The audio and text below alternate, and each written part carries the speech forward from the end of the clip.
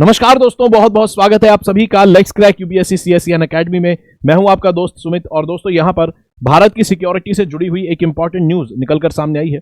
दरअसल भारत ने यहां पर भारत की जो सिक्योरिटी फोर्सेस हैं उन्होंने पाकिस्तान जाने वाले एक जहाज पर कुछ कंसाइनमेंट जो था, कुछ सामान जो था उसको सीज कर लिया है।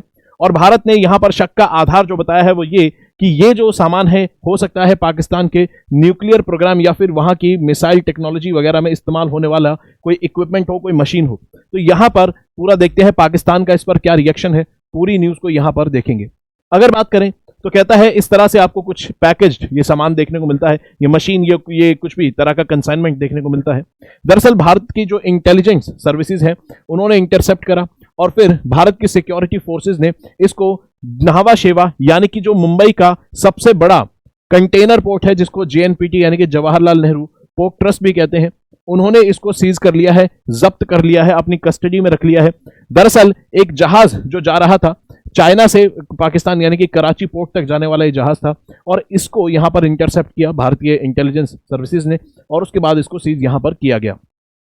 तो चाइना से दरअसल ये पूरा सामान पाकिस्तान जा रहा था और यहां पर ऐसे में जो भारत की सिक्योरिटी एजेंसीज हैं इनका ये दावा है, इनका यहां पर डाउट है कि ये जो कंसाइनमेंट जा रहा था, ये जो सामान जा रहा था, अब इसके अंदर कुछ भी मशीन वगैरह जो भी हो, इसका डुअल इस्तेमाल हो सकता है। डुअल इस्तेमाल कैसे? ये हो सकता है कुछ सिविल टेक्नोलॉजी यानी फिर नॉर्मल जो पर्पस इंडस्ट्रीज में ये मशीन हो सकता है, यूज हो सकती है, या फिर इसके अलावा इसका जो इस्तेमाल है वो बैलिस्टिक मिसाइल्स और न्यूक्लियर टेक्नोलॉजी प्रोग्राम्स जो है उसमें भी इस मशीन का इस्तेमाल हो सकता है। तो ये डुअल पर्पस मशीन जा रही थी, इसलिए भारत की सिक्योरिटी फोर्सेस ने यहां पर इंटरसेप्ट कर इसको सीज कर लिया है। अब अगर बात करें पाकिस्तान का इस पर क्या रिएक्शन आया है, तो पाकिस्तान की जो फॉरेन डिपार्टमेंट है उनका यहां पर रिएक्शन आया है कि भारत ने जिस भी तरह से ये जो सीज किया है, यहां पर चीजों को जब्त किया है इस मशीन को, ये पूरी तरीके से अनजस्टिफाइड है। और आखिर इस कंसाइनमेंट में था क्या, कौन सी मशीन थी, ये पाकिस्तान ने यहां पर सफाई में बताया है और बोला है कि भारत ने बिल्कुल अनजस्टिफाइड तरीके से सीज किया है, कोई ये सब जरूरत यहां पर थी नहीं। ये एक सिंपल केस है जिसके अंदर एक लाथे मशीन जो है इसको इंपोर्ट पाकिस्तान कर रहा था चाइना से और प्रॉपर पेपर वर्क किए गए हैं, ऐसा यहां पर क्लेम किया गया है। और ये मशीन जो है ऑटोमोबाइल इंडस्ट्री के अंदर इस्तेमाल होनी है, इसलिए इस मशीन को मंगाया जा रहा है। आप देख सकते हैं ये आपको देखने में लगेगा छोटी सी मशीन है, हालांकि इसका साइज बहुत बड़ा है, लगभग 6-7 फुट की मशीन है। इस मशीन को बताया जा रहा है पाकिस्तान चाइना से इंपोर्ट कर रहा था, जो कि ऑटोमोबाइल मशीन के अंदर इंडस्ट्री में इस्तेमाल होगी। हालांकि ऑटोमोबाइल इंडस्ट्री और बाकी जो मैन्युफैक्चरिंग इंडस्ट्रीज होती हैं उनमें ये लाते मशीन जरूरी तौर पर आप देखेंगे इस्तेमाल होती है, लेकिन बताया जाता है कि इस मशीन का यहां पर मैटर नहीं है। जो मैटर है वो ये है, भारत ने यहां पर सीज इसलिए किया है क्योंकि भारत ने यहां पर यह पाया है कि भारत ने कंप्यूटर न्यूमेरिकल कंट्रोल मशीन यहां पर सीज की है। ठीक है, तो लाथे मशीन के साथ यह भी आपको देखने को मिलेगी। तो जो सिक्योरिटी फोर्सेस का डाउट है वो इस मशीन को लेकर है, कंप्यूटर न्यूमेरिकल कंट्रोल मशीन। ये एक इटालियन कंपनी के द्वारा बनी हुई मशीन आपको देखने को मिलती है। इस मशीन का आपको डुअल इस्तेमाल होता हुआ नजर आएगा। यह मशीन दरअसल डुअल पर्पस के लिए इस्तेमाल होती है। वैसे अगर देखें इसका जो नॉर्मल यूज है इस मशीन का, ये मशीन गाइड करती है इस लाथे मशीन को, इस मशीन को गाइड करती है कि किसी भी तरह के मेटल को या फिर किसी भी तरह के मेटल को आप ऑटोमोबाइल इंडस्ट्री या फिर किसी भी इंडस्ट्री में अगर आप खास प्रकार की शेप देना चाहते हैं तो ये जो मशीन है ये प्रिसीजन गाइडेंस यहां पर प्रोवाइड करती है कि बिल्कुल सटीक तरीके से मशीन कैसे ऑपरेट करेंगी। मशीन को ये जो कंप्यूटर सिस्टम है, कंप्यूटर न्यूमेरिकल कंट्रोल जो मशीन है, ये मशीन को बताती है कैसे प्रिसीजन से आपको काम करना है। तो आप कह सकते हैं मशीन गाइड करती है मशीन को कि कैसे आपको चीजों को प्रिसाइजली हैंडल करना है। तो यहां पर अगर बात करें, कहता है कि ये मशीन जो है, ये मशीन आती है किसके अंदर, ये मशीन आती है वासेनार अरेंजमेंट के अंदर, ये मशीन आपको कवर होती हुई नजर आती है। ठीक है, तो भारत ने इसको ऐसे ही सीज नहीं कर लिया कि बस प्योर डाउट के पर्पस पे। ये जो सीएनसी मशीन है, जो मशीन को दूसरी मशीन को गाइड करती है कैसे प्रिसाइसली आपको फंक्शन करना है, ये दरअसल वासेनार अरेंजमेंट के अंदर कवर होती है। क्या है वासेनार अरेंजमेंट? वासेनार अरेंजमेंट दरअसल एक इंटरनेशनल आर्म्स कंट्रोल रिजीम है। ये एक ऐसा अग्रीमेंट या फिर एक ऐसे आप कह सकते हैं एक ऐसा अग्रीमेंट है जो कि पूरी दुनिया में डुअल पर्पस टेक्नोलॉजीज के एक्सपोर्ट को कंट्रोल करता है। यानी कि ऐसी टेक्नोलॉजीज, ऐसी मशीन जिसका इस्तेमाल सिविलियन यूज के लिए भी किया जा सकता है, इंडस्ट्रीज में किया जा सकता है, या फिर हथियार वगैरह बनाने के लिए भी जिनका इस्तेमाल हो सकता है, उसे हम कहते हैं वासेनार अरेंजमेंट। ठीक है, यह वासेनार अरेंजमेंट ऐसी मशीन्स के एक्सपोर्ट को कंट्रोल करता है, ठीक है, जो डुअल मिलिट्री और सिविलियन पर्पस के लिए इस्तेमाल हो सकती है। तो ऐसे में ये जो मशीन है सीएनसी मशीन, ये मशीन डुअल इस्तेमाल में आती है। पहली बात, अलग अलग इंडस्ट्रीज में, ऑटोमोबाइल इंडस्ट्रीज में लाथे मशीन को गाइड करने के लिए काम आती है।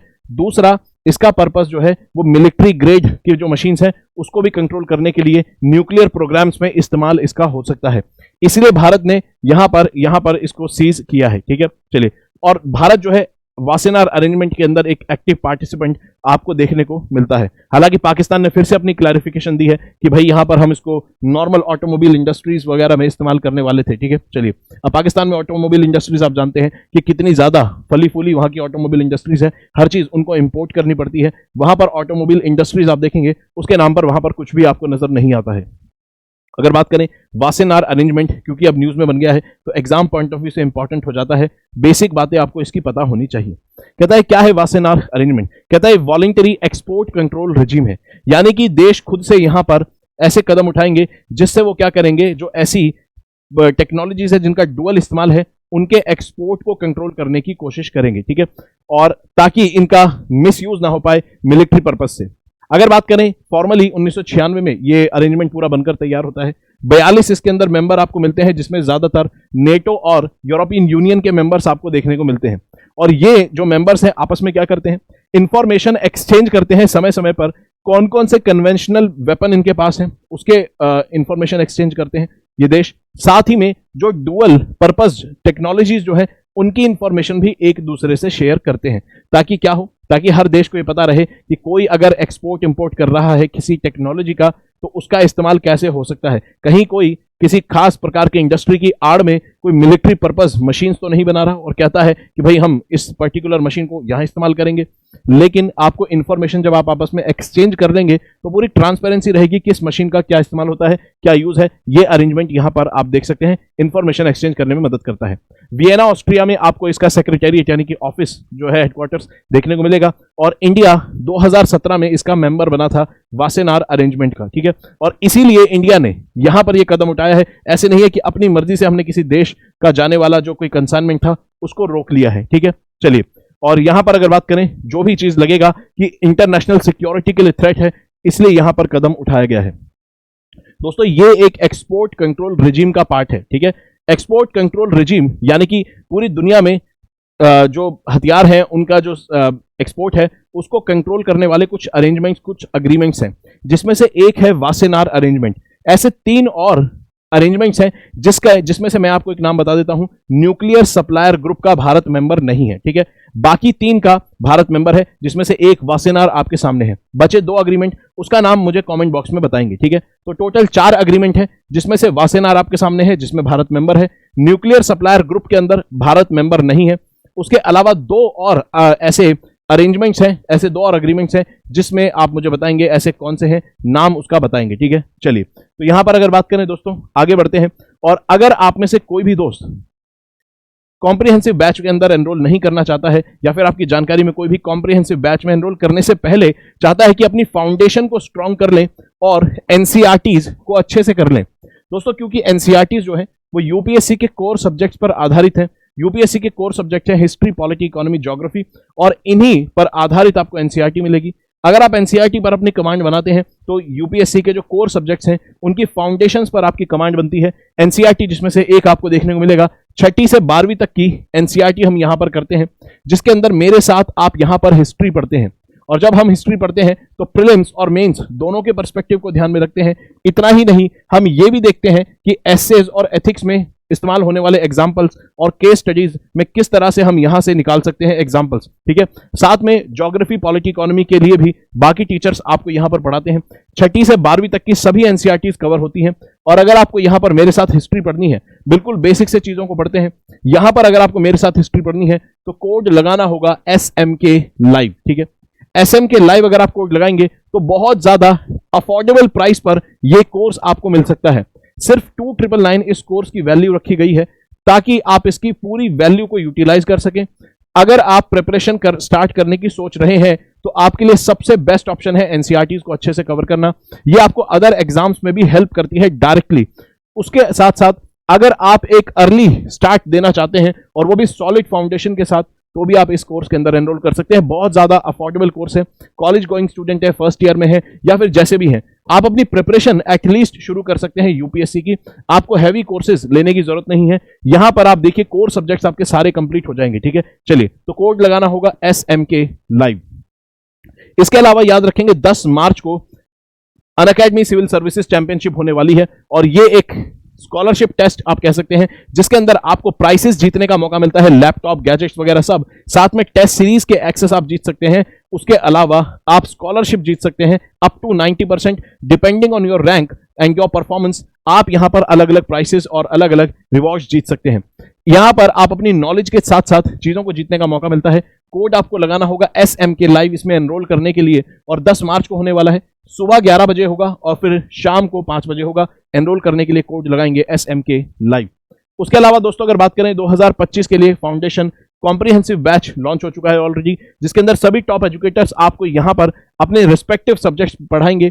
बिल्कुल जीरो से बेसिक से अंडरस्टैंडिंग बनाते हुए यहां पर चीजों को लिया जाता है। 1-on-1 मेंटोरशिप मिलती है, टेस्ट सीरीज में एक्सेस मिलता है, नोट्स, PDF सब कुछ यहां पर मिलता है, लाइव और रिकॉर्डेड क्लासेस सबका एक्सेस मिलता है।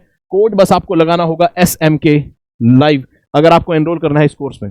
इसके अलावा याद रखेंगे करंट अफेयर्स जो है यूपीएससी की प्रिपरेशन के लिए एक इंपॉर्टेंट पार्ट है और करंट अफेयर्स पर नजर होना बहुत जरूरी है। Unacademy current affairs navigation program यहां पर लॉन्च किया गया है YouCan, जिसके अंदर यहां पर आपको जितने भी टॉप एजुकेटर्स हैं आपको करंट अफेयर्स पर कमांड आपकी बनाने में हेल्प करेंगे।